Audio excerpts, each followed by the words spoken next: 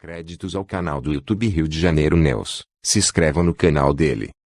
Se inscrevam nos canais Jornal das Favelas e Favelas News, Carioca News e Facção News. Sigam e curtam a páginas nossas nas redes sociais no Facebook, Twitter e nos tragam. Passem nos canais parceiros Realidade RJ, Facções da Bahia e Carioca News. E que Deus abençoe a todos que me ajudam compartilhando vídeos e se inscrevendo no meu canal. Créditos ao canal do YouTube Rio de Janeiro News. Se inscrevam no canal dele.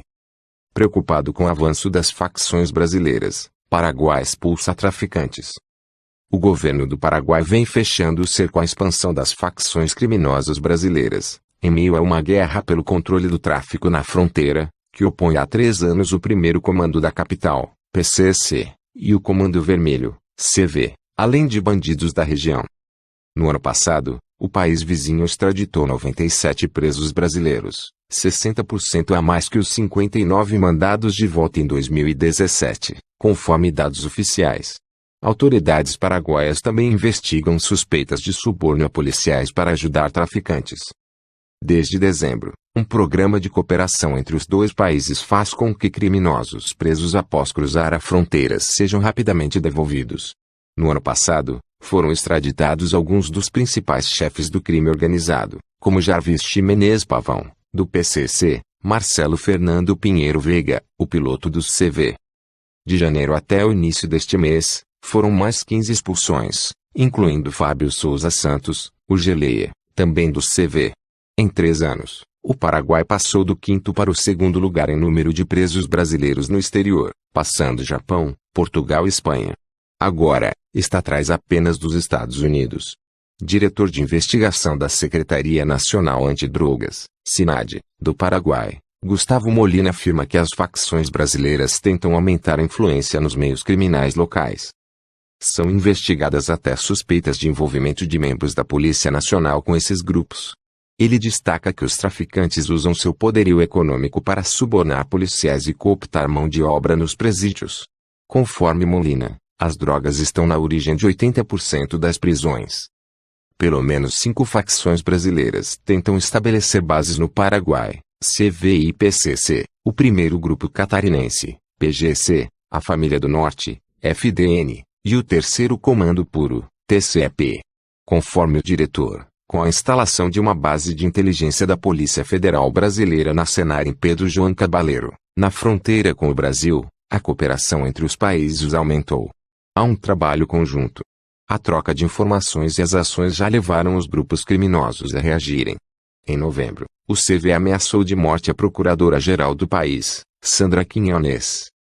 Ao estado de São Paulo, a procuradora-geral disse que o endurecimento nas ações brasileiras contra as facções tem levado os bandidos a buscarem outros países onde possam atuar com menos pressão. Em entrevista ao jornal New York Times em novembro, Piloto afirmou que o Paraguai é a terra da impunidade. Segundo o secretário de Justiça e Segurança Pública de Mato Grosso do Sul, Antônio Videira, o regime prisional mais brando e a facilidade para cooptar agentes públicos estimulam a migração. Evidências de corrupção levaram o governo paraguaio a trocar 2 vezes o comando do agrupamento especializado de Assunção, principal presídio do país, no fim do ano. Sandra, porém, disse que o Paraguai tem trabalhado sem trégua para deixar de ser uma boa opção para os bandidos. Guerra. Para Videira, a disputa deve se acirrar, após a prisão do principal articulador do PCC no Paraguai, Sergio Quintino Neto, o Minotauro, detido em um apartamento de luxo de Balneário Camboriú, Santa Catarina, no dia 4. Na semana seguinte, houve a transferência de Marco Eliezer Bascamacho, o Marcola, e de outros 21 líderes do PCC de São Paulo para presídios federais. A entrada das facções no país vizinho aumentou após a execução de Jorge Tomano e Rafat, em junho de 2016. De sua mansão em Pedro João, ele controlava com mão de ferro o tráfico na fronteira, respeitando os negócios de outros grupos, e abastecendo indistintamente várias facções, incluindo o PCC e CV. Segundo Videira, com 29 anos de polícia, 25 deles na fronteira, a morte de Rafat pelas mãos do PCC iniciou uma guerra.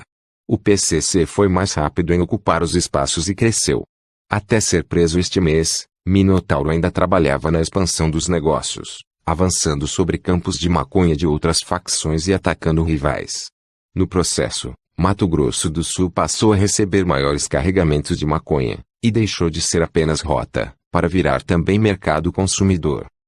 O estilo é o da máfia, uma vingança puxa a outra, diz Videira. Hoje, o PCC controla o tráfico em Pedro Juan, Capitambado e Cidade Oeste, enquanto o CV domina as regiões paraguaias de Salto del Guairá, Ipu e o distrito de Zangapiitã. Segundo Videira, há até erva transgênica. O compromisso é colocar no Brasil 6 toneladas de maconha por semana, diz. A facção disputa também as rotas para escoar cocaína da Bolívia. Pedro Juan é a saída para o porto de Paranaguá, Paraná ou São Paulo, mas também se tira por Salto del Guairá ou pela rota de Rosário, que cruza o Chaco Paraguaio, passa pela Argentina e vai para o porto de Itajaí, Santa Catarina. Rastreamento. A Polícia Nacional Paraguaia anunciou nesta segunda-feira, 18, ter descoberto um plano de resgate de 2 dos principais integrantes do grupo de Sérgio Quintiliano Neto, o Minotauro, principal articulador do PCC no país vizinho.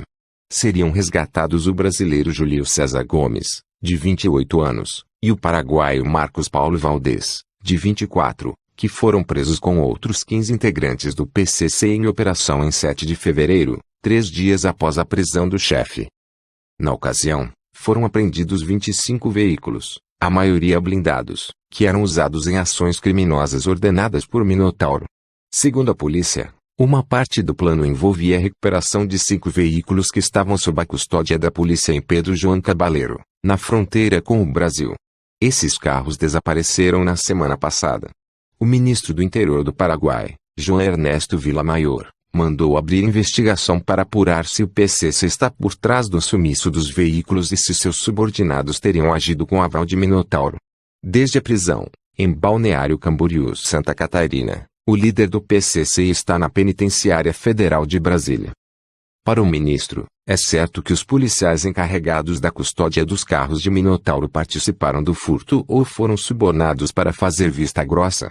Como os veículos estavam sem bateria ou avariados, ele acredita que foram retirados de guincho ou carregados em caminhões, em uma operação que não poderia ter passado desapercebida à polícia. Não há dúvida de que alguém facilitou. Naturalmente, o PCC tem muita gente a seu serviço, disse ao jornal ABC Color. Ao Estado, o Ministério informou que os policiais incumbidos da guarda do depósito estão presos desde sábado. Os chefes desses policiais serão investigados. No dia 11, a polícia paraguaia descobriu uma central de monitoramento com câmeras de alta definição usadas por Minotauro para controlar o tráfico e as ações da polícia em Pedro Juan Cabaleiro. As informações são do jornal O Estado de São Paulo. Créditos ao canal do